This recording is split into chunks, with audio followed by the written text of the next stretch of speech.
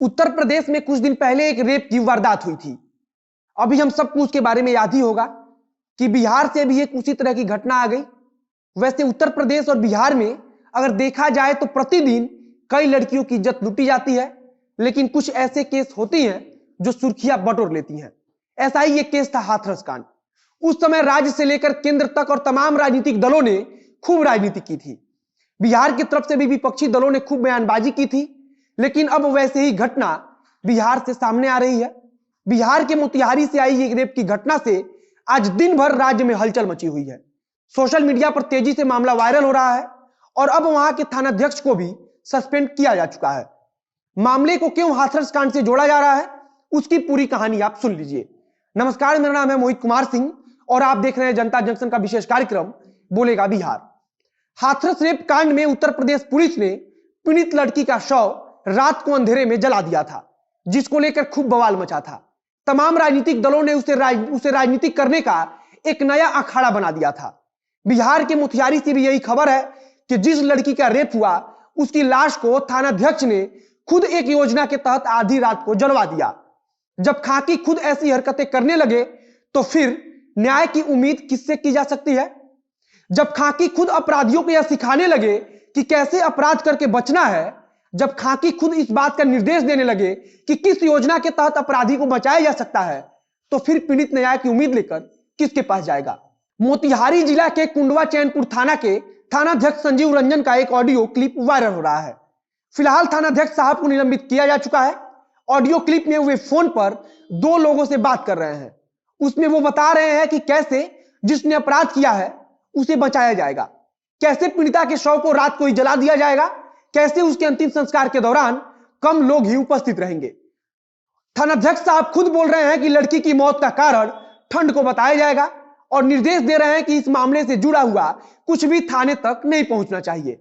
इसके अलावा वे बाकायदा बता रहे हैं कि दाह संस्कार दिन में नहीं बल्कि रात के अंधेरे में किया जाएगा।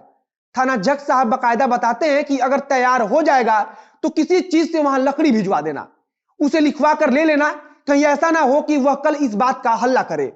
आगे थानाध्यक्ष साहब कहते हैं कि अंतिम संस्कार में कोई शामिल नहीं होगा, वह अकेला ही कर देगा। आगे इसी ऑडियो में थानाध्यक्ष साहब अपने सीनियर अधिकारियों के बारे में भी चर्चा कर रहे हैं। इसके आगे बताते हैं कि मौत का कारण ठंडा ही लिखवाना है, कुछ और लिखवाइएगा तो दिक्कत होगा। अब आप असली माजरा समझ लीजिए। मोतिहारी जिले के कुंडवा बाजार में 12 साल की लड़की के साथ गैंगरेप कर उसकी हत्या कर दी जाती है। एक नाबालिग लड़की की गैंगरेप और उसकी हत्या कितनी सस्ती है, इसका अंदाजा आप इसी से लगा लीजिए कि स्थानीय थानाध्यक्ष के साथ मिलकर आरोपियों ने इस मामले को सेटल भी कर लिया।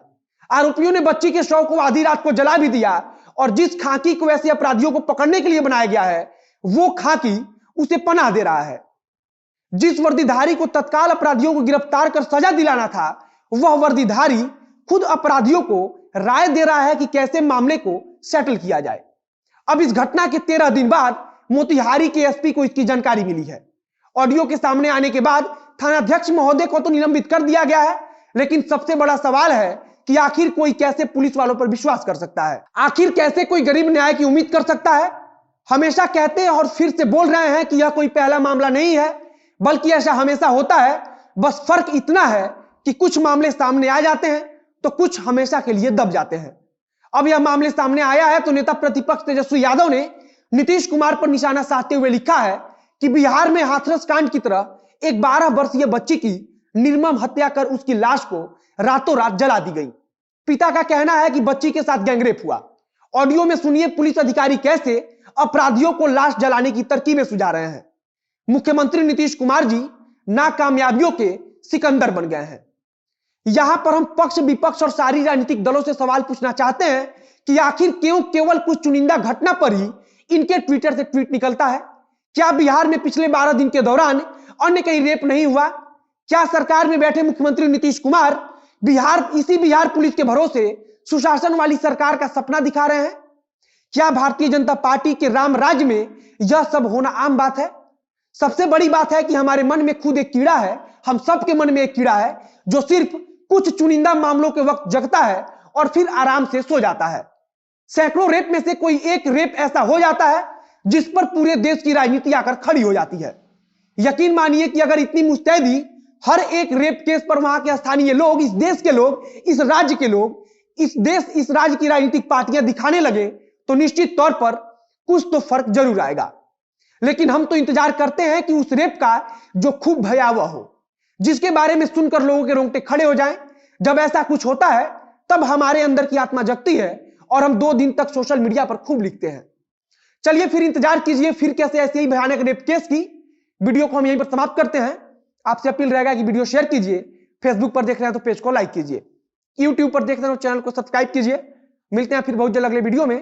कैमरे के पीछे खड़े हैं वरुण झा और मैं मोहित कुमार सिंह। धन्यवाद।